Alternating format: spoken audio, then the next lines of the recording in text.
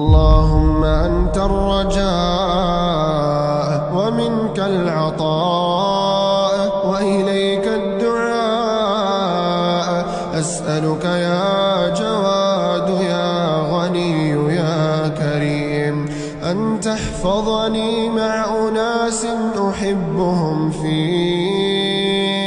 اللهم في الجنة أسكنني وأسكنهم، وعن النار أبعدني وأبعدهم، ومن رزقك الحلال رزقني ورزقهم، ومن العافية زدني وزدهم، وبمغفرتك اغفر لي واغفر لهم، وبرحمتك ارحمني وارحمهم يا سميع الدعاء.